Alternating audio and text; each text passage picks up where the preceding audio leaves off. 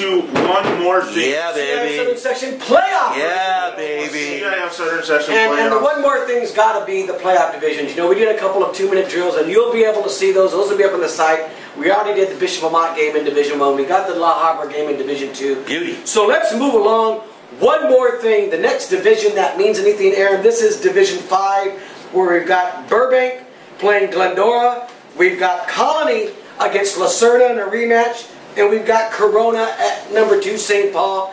And in St. Paul, one thing to note, and one more thing, Q Allen was back in that last game in Week 10. Oh boy, that changes everything now for them. Yeah, you wonder, you know, he's been gone for so long. You just wonder. Donald Bernard, who's one of their assistant coaches, next to me saying that he looked pretty good in that game. He's got to get his win back, obviously, but there's nothing like getting you fired up and maybe... Donald Bernard, you got to be careful with a Donald Bernard quote. Bernard, you know, I don't know what side of that guy I'm on. You know, there's some he's all right with me, and then there's other times on Twitter where the guy just, you know, blows me up and blasts me. He loves high school football. Yeah, he's even talked about coming in here. I go back with Donald Bernard back San Gabriel days. With San Gabriel. Yeah, that great run. And they played South Hills. He's a great, he's a great dude. I just don't think they were a better story than South Hills. One day he's a fan of the big man, the next day he's not. But let's play our cards here right. Because next week, if we play it right, it's Lucerna and St. Paul. And I'm telling you, man, that's going to be like the game of the freaking century. Before we get to that, though, let's just look at a couple things, though, about this division. Los Altos somehow sneaks into the playoffs. After that horrible point-flipping Friday night, they're playing the lost to West Covina. Yeah, then they're playing the number 1 on the road. Diamond Ranch is in. Greg Gano's in with Don Lugo. Glendora's here. Lucerna, Jimmy, St. Paul. This is if we don't get some kind of local angle in the finals, if not I think you're gonna have a local team in the. I mean, this is some of the best non-heavyweight locals that we have right here. I'm going to throw this out here on that division. By the way, Cal Preps has the number 2 rated team in that division, Glendora. Boy, the way they're going. Whoa! I mean, Diamond Ranch has that game against Apple Valley. They're going to get smoked. Undefeated team. They're going to get smoked. They're going to get smoked. They're going to get absolutely smoked. My friend, my buddy Eric Martinez. Then why is Apple Valley rated so low? Why for a 10-0 team did they get a top 4 seed? They're seeded 5th. They got the seed. Yeah, they were seeded 5th. They've got a quarterback who's really good. A wide receiver who's really good. I think that Eric caught himself into a buzzsaw, so to speak. Okay, so let's talk about it. Do you like St. Paul? I like St. Paul to advance. I like Lucerna to beat Colony to get to that second round match you were talking about. That's a tough game, though, Freddie. I think Burbank is scary, but I still like Glendora to beat Burbank. Yep.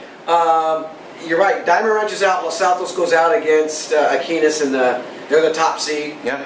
I think Glendora's the best team. And real quick, I looked through this division. I like St. Paul to get through to the finals. I think what we're going to do. That's my quick take on Division 5. My quick take on Division 5 is just bring on those beautiful potential local matchups like James said, Lucerna, St. Paul. That'd be cool. Hopefully we get 1 or 2 teams in the finals. But my problem is I don't know anything about Aquinas. I don't know anything about Apple Valley. Apple Valley's good. Aquinas is really, I'll tell you what, really, really good. Apple Valley probably doesn't like getting Diamond Ranch. It's like, Diamond Ranch is dangerous. They just are. Yeah. Well, if they play the way they did. And just think, if Diamond Ranch wins and Glendora wins, there's another local second round matchup. Yeah. All right. So one more thing, Division. And that's a Diamond Ranch home game, by the way. Division 6. We've got one team in Division 6, and that's South Hills. And I guess the question is, after a 10-0 season, are they going to add their 6th championship this year? They've got Tustin in the first round. I think everybody can kind of put them in through the second round. Looming there is Miracosta, a team they handled pretty good in the second round. Or Long Beach Wilson. Who knows? A team from the Moore League.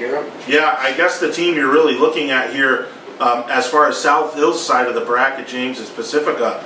Who played them tough last year? You know that was remember Freddie, that was the team they played on Thursday night last year, and I think they were behind at halftime, and Twitter just blew up and everything, and I think South Hills lost the playoff game. That was the first round playoff game last year. But I remember last year South Hills they were injured going into the playoffs. They went into the playoffs, not the South Hills that we saw the first 7 8 Right now they're healthy and they're ready to go. Okay, well, one more thing about this division. This isn't South Hills' side of the bracket, but watch out for West Ranch.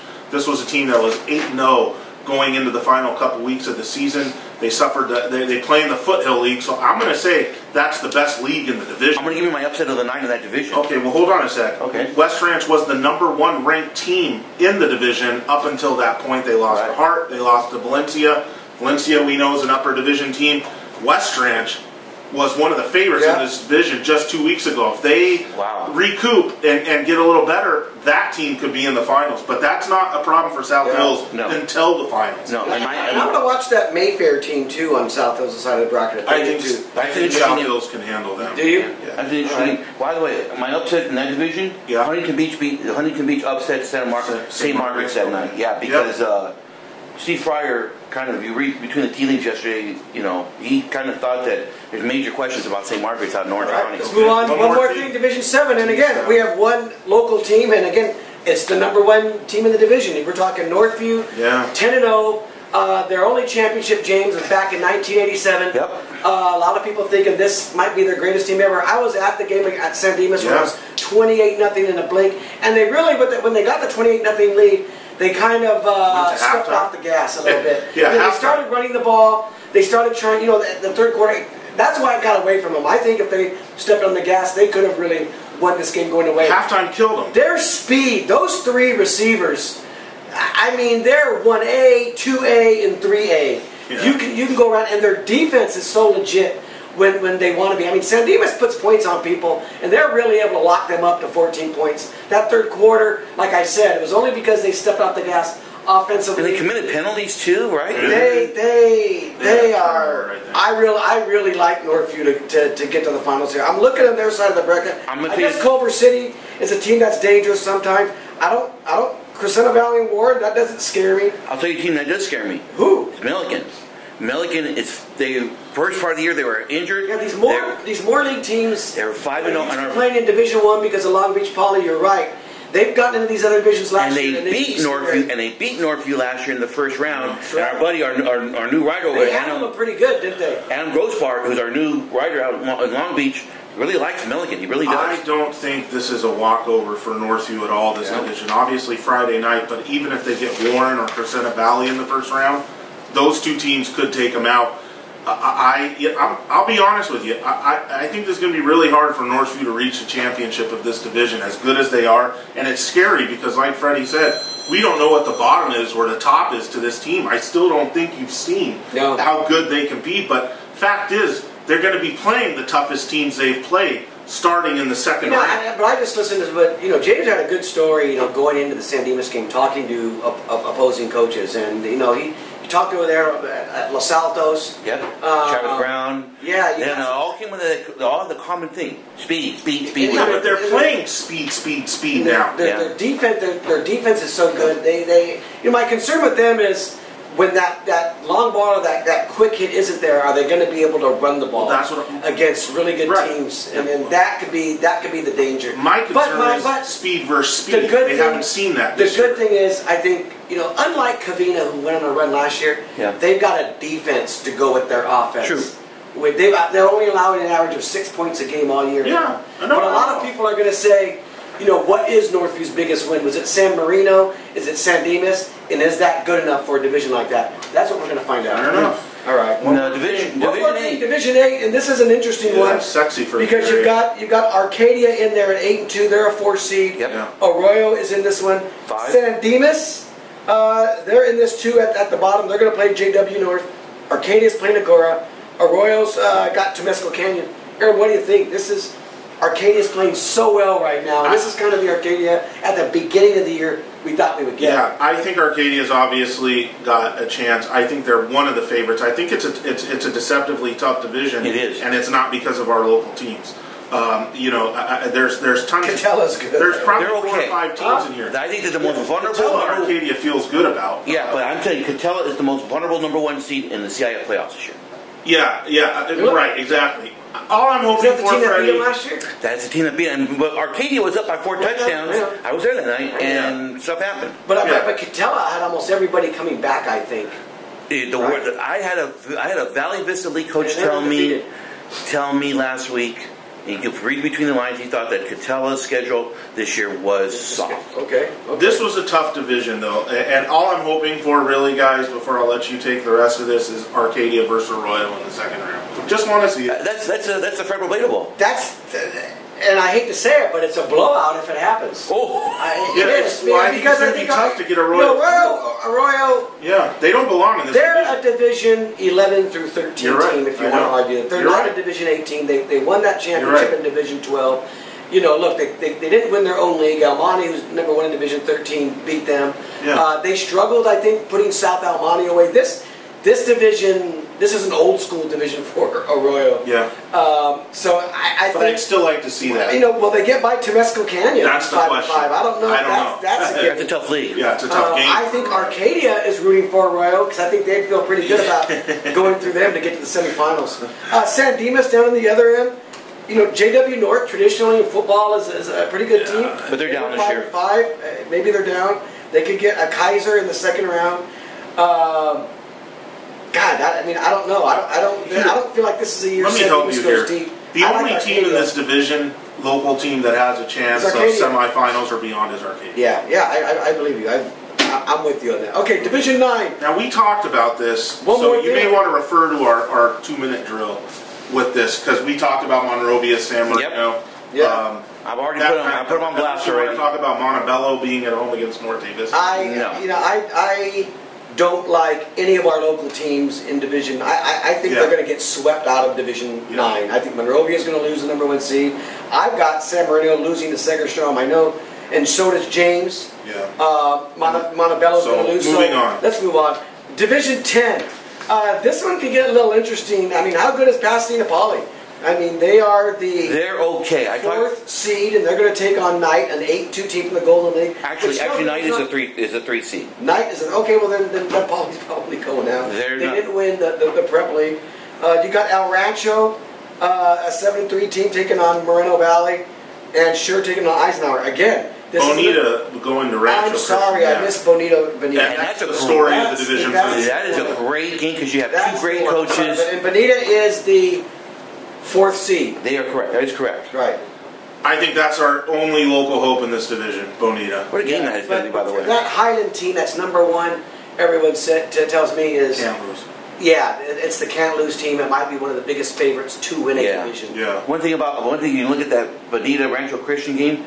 Rancho Christian played Muir. This was, I think, week 3, week 4, and they just got blown away. And that was the day the game after the fight that Muir had up in Oakland. It won't be a shocker though if you could see Bonita get to the semifinals. They got a great shot. They've got a good shot, but that is their ceiling. I'm telling you right there. Let's go to Division 11. We've got 2 to go. Division 11.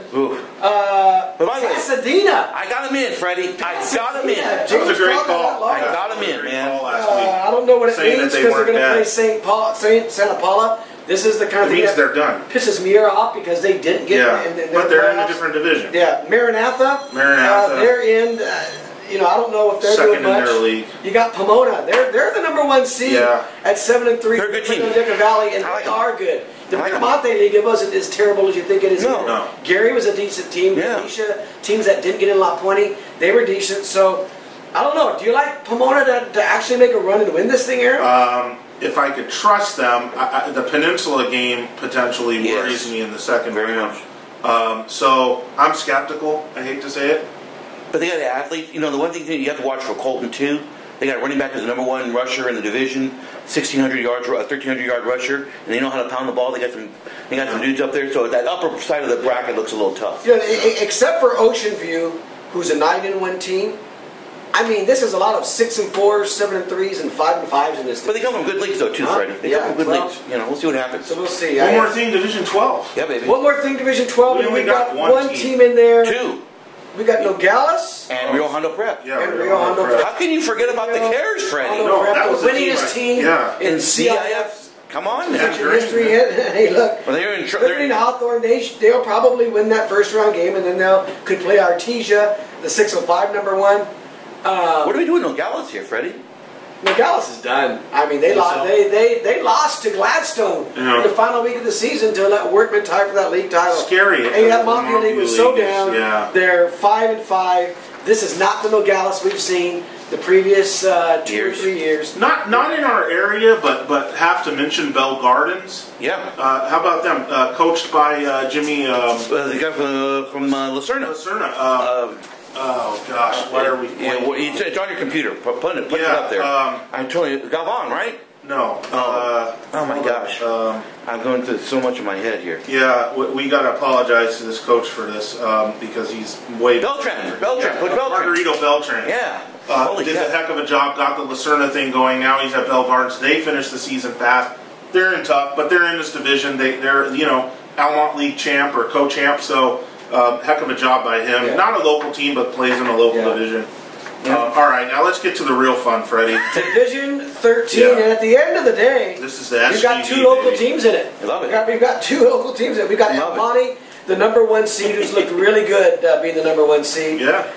You look at Orange Vista, they're the #2 seed at 9-1. You know who gave them their one loss? El Monte. Yeah. So they're as legit as it comes. There is one team in here that might make me a little nervous. I remember talking to Jim Singheiser earlier in the year. Yeah. He mentioned Adelante. Yes. So as being a team that is really scary, that people aren't talking about. Yes. And that's a team El Monte could potentially get in the semifinals. That's a tough upper side of the bracket. The feel-good story here is Workman tying for the Montview League title. Yeah. Again, look at the coach. Hector Spathius, he leaves Los Altos, takes over a team like Workman who never does anything. All of a sudden, they're in the playoffs again. And he was doing it like how he did it at Bassett, 16 players on the roster. Now it's up to about 30. He did a great job. Ike Ndengwu, the QB's, a freak show. Yeah. But El Monte's got the best player in the division, though. I don't think there's any doubt about that, right? Devon Booth. Yeah, but it's Abel Cuevas. They've got a really a three. Yeah, and Owsley's good. Those two big lines. The question for El Monte, and in that game against Arroyo, kind of answered it a little bit for me. Is their defense going to stand up in a division like this? And I'm throwing the San Marino game out the window when they gave up 60-something points. You should. That's just a different animal. But when you look at the Arroyo game, and you look at the Orange Vista game, their defense stood up. Yep. So that's why I say one more thing. El Monte is the most likely team in the area to win a CIF championship. What is your most likely team in all of the SGV to win a CIF? Ooh, that's a great question. That's a good one. That's my last one more thing. Wow. El Monte, if they win it, that would be their first championship since 1930, which is the only time That's a great story. they ever won one. We'll interview some of those players. They're alive. Well, yeah, we'll need a psychic or someone that can talk to the dead. Leon Ward can help us out there, couldn't he? That's tough. Go ahead, James. Let me think. I'm going to go St. Paul. I'm going to go St. Paul. I like St. Paul because you look at Division 5 and their bracket. Tough division. It is, but you know what? I'm going with Arcadia in Division 8. Wow. Okay. This is crazy. Not South Hills a #1 seed. No. Not Northview a #1 seed. And it's we're wise-guying it here. And it's divisions. I mean, you got South Hills at 6, Northview at 7, Arcadia at 8. And I'm eating the chalk here. You guys mentioned Catella, what you think is overrated. Yeah. We look at remember, and I put this out there on Twitter yesterday, only 4 of the top seeds last year actually won a CIF title. Yeah, so you don't want to be. You don't want to, the last couple of years you go before then, I think it was 8 of the teams that were top seeds won. First, I'm going to El Monte as a second betting favorite. And then what? Then South Hills, then Northview. Yeah, I'm going El Monte as the most likely SGV team to win it. Okay. 2 for me would be Bonita. Actually, yeah. I like that team. There. That's a 0 chance. We'll see. Okay. And then 3 South Hills. I like St. Paul. It would be Arcadia if it was. I like St. Paul. I don't trust Arcadia because they're good. I mean, I thought Arcadia was going to do it last year, and then all of a sudden, the wheels fall off against Catella. How can you trust them in the semis? Because Mike Mooney's on the set. That's a good point. And he wanted me to tell you hello, by the way. He wanted me to tell you hello. Yeah, he was texting me over the weekend. Yeah, good dude. Oh, man, he loves it. Freddie, what did you think of that handshake ordeal after the... or that didn't happen after the Arcadia CP? This is a great way to end the Oh, my gosh. Because I think they agreed before not to have a handshake, and I think it's horrible. I think it's horrible that grown men can't talk to their kids and say, I know this rivalry is bitter. I know that our coaching staffs don't like each other and kids don't like each other. But this is why we play. This is what makes sports better than politics. You're 100% at the end of the game, and I'm going to tell you, shake hands no matter what. We had a similar situation with at the end of the San Marino Monrovia game, where they were, after I think San Marino scored the last touch, there were 2 players from Monrovia that got ejected and 1 from San Marino. Who was the San Marino kid that got ejected? Because, well, okay, it was just 20, tell me, is he very? Maybe you don't want to mention it. No. But he's going to be out this week, right? If you're ejected, you're gone. You can't play. You can't play this week. I hope it wasn't. My whole point though, at the end of the game, both teams shook hands. Oh, okay, all right. So they were able to put it behind. No. Even despite that. Yeah, they say all the coaches shook hands. Yeah. What were you going to say? No. I'm just saying it's hard to believe because look, you might hear this happen in neighborhoods where they're worried about the neighborhoods. You know, there's certain areas where this happens and you're worried about people coming on the field and. You know, and I can understand that. These are 2 affluent schools. You're talking about Crescenta Valley and Arcadia. And this is more about the coaching staffs to me than it even really is. I saw late last night on Twitter, the principal from Arcadia was telling Andrew Campa that, this was my decision, which is interesting because all weekend I heard, from Arcadia people what crap this was and how horrible a CV. Now the Arcadia principal comes in and falls on the sword and says, this is my decision. But you're right. That's not the point, whose decision it was. The fact is that you can't get 2 teams to shake hands after a game because you're worried about a fight. Back in my day, the coaches would have said, if you don't shake hands, if you act up in any way in the line after the game shaking hands, you're walking home, you're off the team, something like that, and nobody got out of line. Why these days do they have to avoid it? You have to avoid the handshake? You're not scared of your coaches or the repercussions enough? Why couldn't the coaches say, hey, we're both in the playoffs next week. Any of you say one word, don't even say good game. Any of you say anything, you're not playing next week. And that's exactly what was said by both teams at the end of that Monrovia San Marino game. Shake hands, keep your mouth shut, and when you're done, just go to your side of the field and have fun or whatever. It's just a bad, like it says, it's a bad. On top of the Glendale Hoover Victory Bell game getting canceled because of perceived problems, when the cops were fully staffed and security was fully staffed. If Muir and this just doesn't shake hands at the end of the game, if South Hills and Charter Oak can shake hands at the end of the game, there's no way Arcadia and Crescenta Valley should be able to. That was really disappointing. Again, that's to me what makes sports better than politics. And it's a great analogy or a great point. They blew this one. Both teams. Your kids deserve. Better leadership. Well, you're basically saying we don't trust the kids enough to not be idiots in the thing, so let's not have it. Which is basically saying, as adults, we can't control the kids. That's ridiculous. Be scared of the adults. You remember fear of parent, fear of coach, fear of principal? That should be enough to make the kids not get out of line during the line after the game. And this has to be addressed by CIF. I think they have to come in on this and say, hey, you know what? This is unacceptable, man. I mean, where are we if we can't even handle a handshake after a game? I mean, it's just not a good look at all. I give up. What a week, though. What a great week of football we got here, Freddie. All right. Well, can you believe it? I mean, last thing, one more thing. It's on Halloween. Halloween weekend. And we're going to play the championships. Thanksgiving weekend. It's unreal. I can't help it. Unreal. Volleyball championships this weekend. I'll be there. How about get out to the games? We'll see you. See you.